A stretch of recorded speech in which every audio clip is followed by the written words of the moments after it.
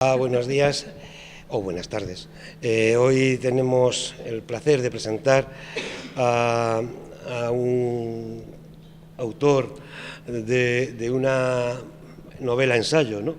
Se podría decir. Una novela-ensayo, La realidad escondida. La realidad escondida ya nos va diciendo un poco de lo que nos dice un poco de lo que puede hablarnos. Son las vivencias de un educador social en un mundo en el que la educación social pues debería ser algo más de lo que es. El autor Manuel Carmona y va a presentar hoy el libro y a Manuel Juana Caro. Así que poco más que contaros, que le cedo la palabra a mi compañera y amiga Juana. Vale, gracias. La verdad que es un placer estar aquí acompañando a Manuel. La verdad que es un placer porque en realidad, aparte de cercanos a nivel político, somos cercanos a nivel profesional. Admiro mucho a la gente que trabaja en educación. Como sabéis, yo soy orientadora, he sido educadora de familia.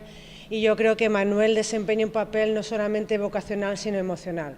La gente que trabaja sobre todo con adolescentes, yo siempre digo que se gana muy bien el sueldo junto con otras profesiones, pero en este caso los adolescentes son una etapa complicada, una etapa en la que hay que tener paciencia, empatía y trabajar con esos adolescentes en centros de protección de menores yo creo que es un trabajo muy bonito que dice mucho no solamente de la profesión, sino de la calidad humana de la gente que trabaja con ellos. En ese sentido, para mí es un placer, es un orgullo que Manuel está aquí con nosotros presentando un libro de aventuras y desventuras, como él dice, en el que habla de las vivencias y el día a día de esos trabajadores, de esos adolescentes y de esos trabajadores que, como he dicho, son de una piel especial. En este caso, pues nada, a Manuel, que es el que además tenemos que escuchar, que es el que interesa en este caso.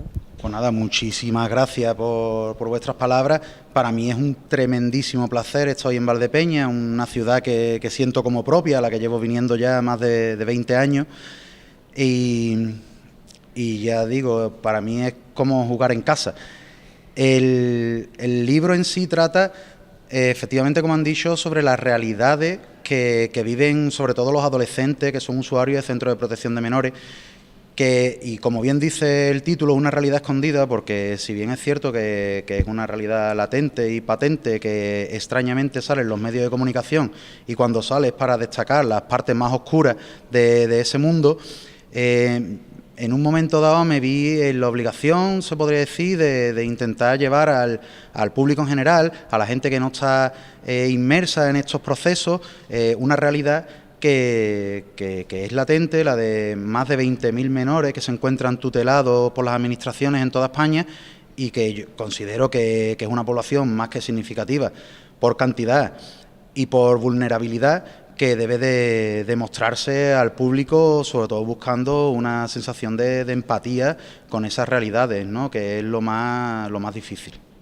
Así que nada, yo estoy encantadísimo de estar aquí. ¿Y qué destacaría de estos jóvenes o de la relación que tiene?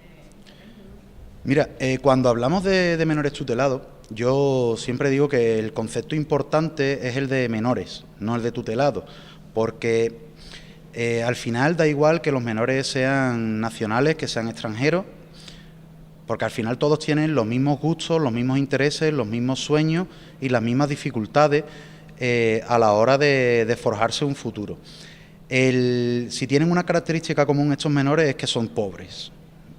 Podría decirlo que pertenecen a las clases más desfavorecidas de la sociedad, pero yo soy poco de eufemismo, entonces la palabra exacta es que son pobres, porque cuando una persona, una familia que tiene sobrados recursos no puede hacerse cargo, no quiere o no es capaz de hacerse cargo de la educación de sus hijos, pues termina metiéndolo en un internado en Suiza o en Madrid, va a verlo 2 veces al año y bueno, y al final es el mismo recurso, pero con más medios.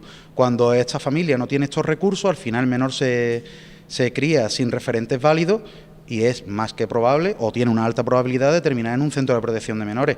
Algo de lo que un menor no tiene en absoluto la culpa, pero sí afronta unas dificultades bastante complicadas dentro de su formación.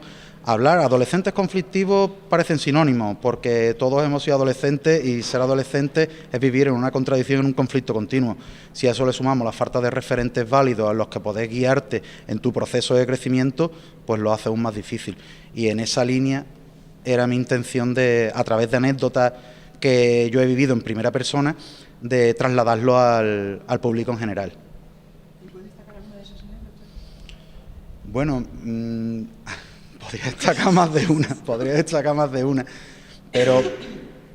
pero mira, porque os hagáis cargo de una idea, mucha gente no sabe que los educadores, las personas que somos responsables de estos menores dentro de los centros de protección, pues no podemos, por ejemplo, revisar las habitaciones de estos menores, que está muy bien, que hay que velar por la privacidad del menor, su independencia, pero es que en un registro de la Guardia Civil, en uno de los centros que trabajaban, aparecieron 2 cuchillos de 10 centímetros. Entonces, ahí es cuando te das cuenta de que cada vez que vas a trabajar te juegas el tipo y tienes que tener muchos recursos a la hora de poder empatizar con los menores y sobre todo, y aún más importante, que los menores empaticen contigo.